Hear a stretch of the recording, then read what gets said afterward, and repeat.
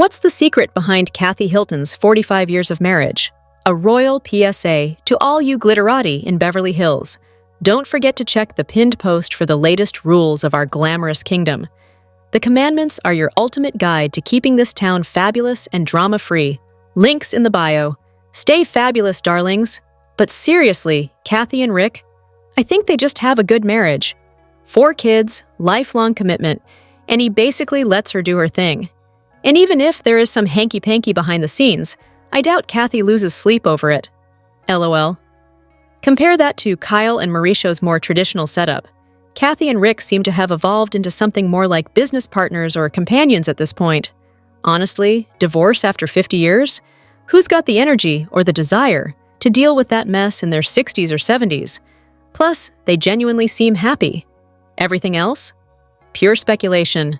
Now, for those curious about the secret sauce, here's the real tea from someone who works with ultra-wealthy families. Many have open affairs that everyone silently agrees to within their social circles. They love each other, raise their kids, and yes, occasionally stray. Discreetly.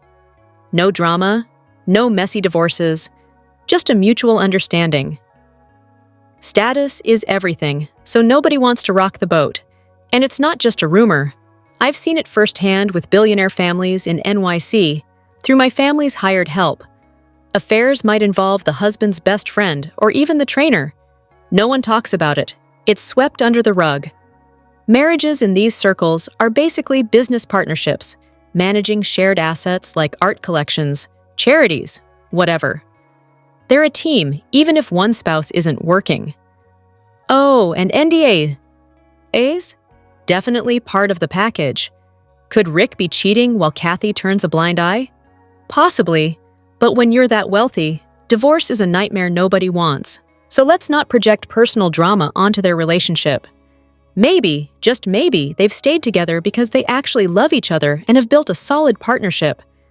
They genuinely enjoy each other's company. That's the real secret. Unlike Kyle's situation, Rick seems to emotionally fulfill Kathy. Now, that's a rare luxury. So, who else does PK manage besides Boy George? Because honestly, that's the million-dollar question, right? Quick PSA for all you fabulous Beverly Hills insiders.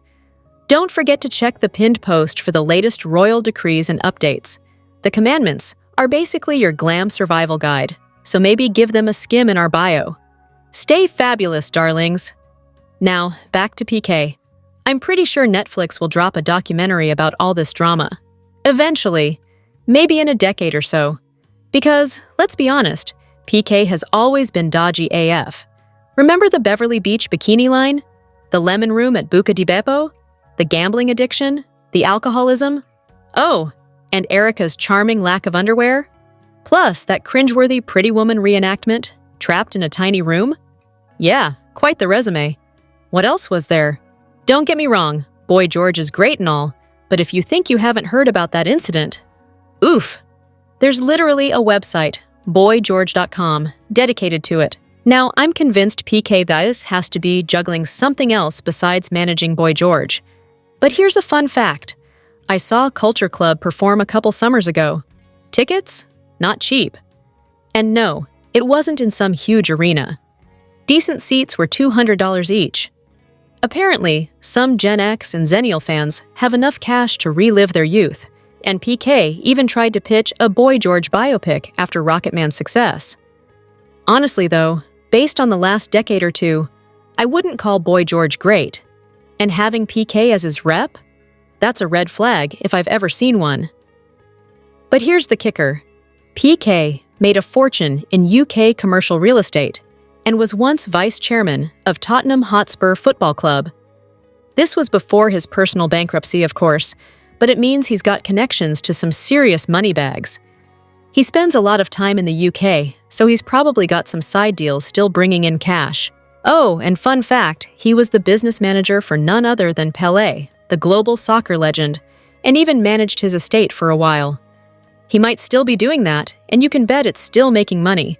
So yeah, PK is definitely doing something besides just managing Boy George. Whether it's legit or just more dodgy business, who knows? Kathy Hilton and her daughters. a royal reminder to all esteemed residents of Beverly Hills. First things first, if you want to keep up with the latest drama and decrees in this glamorous kingdom, don't forget to check the pinned post. The commandments of Beverly Hills are your go-to guide for maintaining harmony and fabulousness. Seriously, they're in the bio. Stay fabulous, darlings! Now, onto the juicy stuff. Yes, Nikki Hilton is married well, to a Rothschild no less. Naturally, she's the golden child of the family, probably why she didn't even know Paris had a kid until after the baby was born. Not exactly mummy dearest vibes there. But honestly, I don't blame Paris. Have you seen that show she did a couple years ago? Kathy sent Paris off to this so-called camp for troubled children, where, get this, Paris was literally kidnapped from her own bed in the middle of the night. When Paris finally told Kathy about the abuse, Kathy just shrugged it off. Accountability? What's that? I can vouch for all this because I binged the show last week while I was sick. Thought it'd be mindless background noise, but ended up getting hooked. The things Paris, Nikki, and Kathy said and did? Eye-opening. Paris's endless fawning over Kathy was something else. Definitely worth a watch if you want to peek behind the shiny curtain. Let's break down the favorites list. Married well? Check. Wasn't the problem child? Check. Naturally blonde and blue-eyed? Check. Didn't expose the family's dysfunction in a tell-all book and show? Check. Yep, Nikki's definitely Kathy's favorite. Meanwhile, Nikki's main hobby is hanging around with mom, basking in the socialite spotlight. Paris? She's off pretending to be a DJ, slapping her name on questionable products, and singing with autotune like it's 2010. Nikki's more like Kathy, less defiant, playing the role she was supposed to perfectly, especially when she married way up. Probably thinks it's brownie points for mom. Kathy always wanted her girls to snag the best deals and richest husbands. Paris? She was probably a liability for a while. Oh, and what about the boys? The family dynamics there are super curious. Who's close to the brothers? Which parent do they even connect with? Because honestly, it's always been about the girls, Paris and Nikki. But you never hear a peep about the sons, Ken and Taylor, at Adrian's dinner. Beverly Hills Etiquette 101. Don't forget to check the pinned post for your daily dose of royal decrees and commandments, because, of course, we must keep this town dripping with glam and zero drama. Stay fabulous, darlings. Anyway, let's talk about Ken. Honestly, never liked the guy. Never. The man actually called therapy weak. Yes, weak. Because clearly, facing your mental health struggles is some sort of grand character flaw. Classic stubborn old man move. Remember that gem of an episode? Total nightmare. Taylor was a wreck, a literal shell of herself, and Ken just couldn't care less. Oh, and wasn't that also the dinner where the dog was shamelessly slurping from a glass at the table? So classy, so Beverly Hills. Here's the kicker. I can't stand when people see someone vulnerable and still feel the need to broadcast their oh-so-important opinions. Just zip it, say, "Not for me," and move on. But no, Ken had to make it about him. If you have self-esteem or a functioning brain, you just shrug off his therapy nonsense. But Taylor? She was crushed, because everyone knew her situation. Lisa had already offered her and Kennedy a place to stay, and Lisa, bless her, was playing chess with Russell on camera because she thought he was creepy, and also because she lives for the power play. Sigh. Taylor was drowning in anxiety and insecurity back then, desperate for support.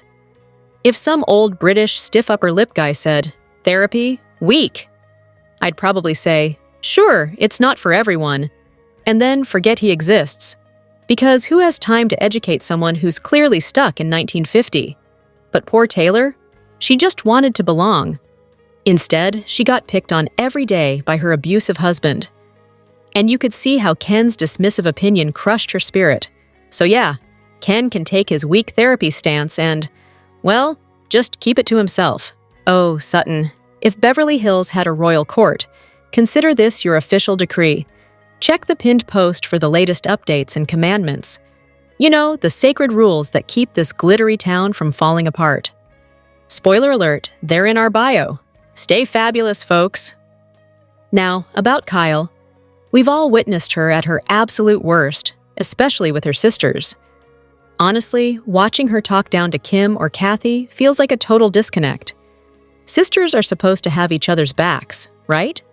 Weirdly, I've never seen Kyle treat other women on the show that way. It's a weird family dynamic. But don't get me wrong, Kyle's no villain here. If anything, she's one of the most genuine cast members. She wears her heart on her sleeve, tries hard in everything, and hates seeing people get hurt.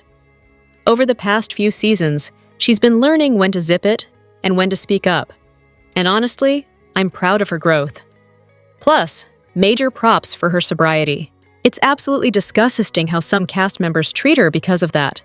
Now, I know this might get me buried in downvotes, but dealing with Kim sounds like a nightmare. Substance abuse issues, constantly flirting with financial disaster. It's a lot. Kathy?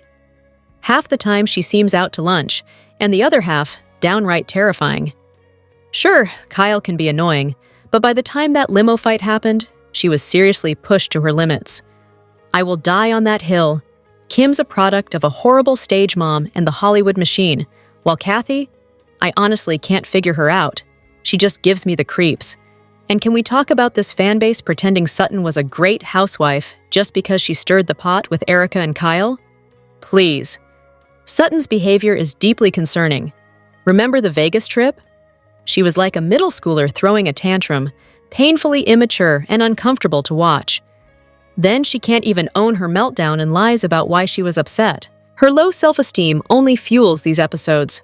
For some reason, folks hated Kyle so much they overlooked all the snobby, rude crap Sutton's pulled repeatedly on the show. Wild. I'm convinced Sutton's got some serious issues. Maybe substance abuse, hormonal imbalances, or even a personality disorder. It all feels a little too real. I'm constantly baffled by her, especially with Avi. Their relationship seems like a scripted bit, all snark and mean-spirited jabs. He's said some pretty snide things on camera, and she tries not to crack a smile. I'm only at the end of the previous season and haven't caught up on the new one yet, but if it gets worse, I'm bracing myself. RHOBH and hate. Let's chat a royal decree to all you glamorous Beverly Hills elites. Don't forget to check the pinned post for your daily dose of updates and commandments. Yes, the commandments that keep this town looking fabulous and somewhat harmonious. You'll find the holy rules in our bio. Stay dazzling, darlings. Now, about RHOBH. Everyone's nostalgic for those early seasons. And honestly, I'm with you. Back then, it was all about the money, the lifestyle, the Real Housewives vibe. Sure, there were some dark storylines sprinkled in, but that was the one hiccup in an otherwise sparkling franchise. Fast forward to now, and the drama's gotten a little tired. Remember when Kyle, Teddy, Rinna, Erica, and Dorit formed that Mean Girls squad? Their sole mission? Pick a poor soul each season, bully them into quitting, looking at you, Season 10's heartbreaking treatment of Denise, and then move on. Oh, and here's a fun twist. They're supposedly all broke, drowning in debt to the government, and who knows who else. So much for that glamorous lifestyle. It's starting to look like a cheap knockoff. And the cherry on this sinking cake? Erica's husband, the guy who supposedly funded their lifestyle with cash allegedly stolen from victims. Google Tom Girardi if you want to ruin your day. Nobody signed up to watch that mess. Plus, spoiler alert, these women aren't even friends anymore. Dorit and Erica, in particular, seem broke and desperate enough to drag out the drama just to keep the storyline alive, which, let's be honest, makes you want to facepalm every time Erica rehashes her victim saga while actual victims of her husband's mess suffer.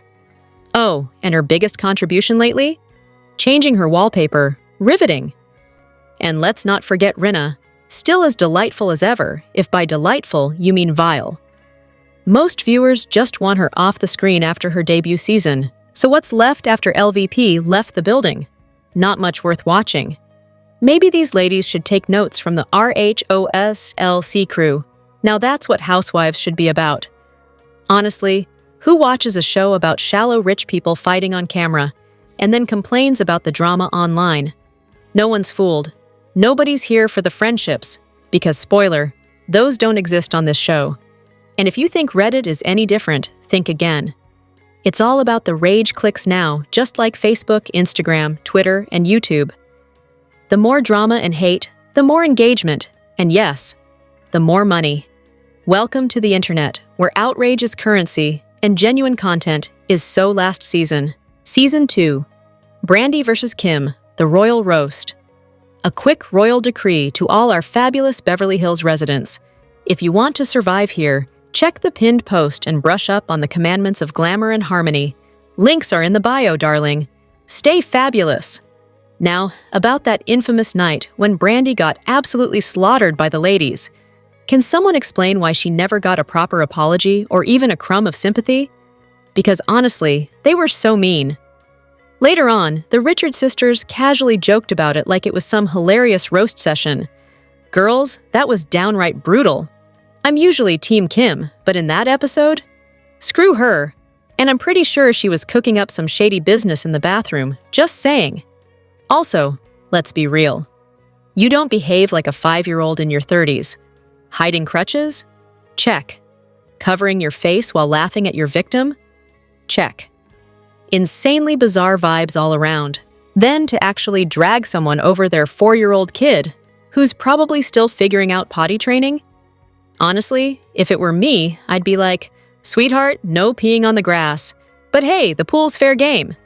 I had a soft spot for Brandi at first. She showed up and got immediately iced out. Remember that game with Kyle and Kim? The whispers, the silent treatment, the mean girl energy? So cruel. They kept poking at her until she finally snapped. Watching her face hurt, real pain, not just reality TV drama, was honestly heartbreaking. I liked her at the start, but after all that? Well, let's just say the love faded fast. Season 18? Honestly, it's low-key good, despite what the Beverly Hills elite might want you to believe.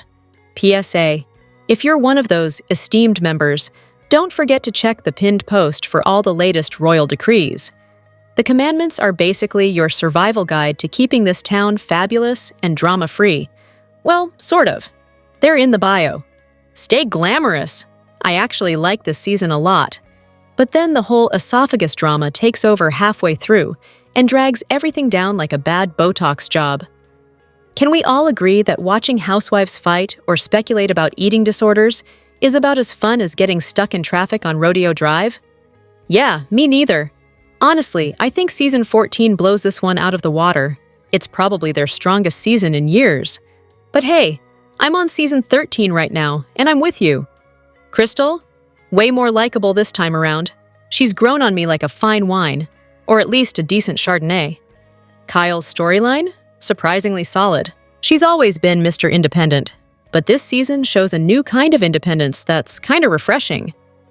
I'm conflicted but intrigued, and that's a win. People love to bash this season, but they conveniently forget how many hilarious and iconic moments come from it. Like right from the jump, Dorit doing her spot-on Erica impression? Absolute comedy gold. Then there's Sutton's meltdown at Magic Mike. Yes, really. And who could forget Erica's legendary merce in the purse moment? Sure, there's Kyle's awkward love life with Mao and Morgan, and yes, the infamous dumb esophagus gate.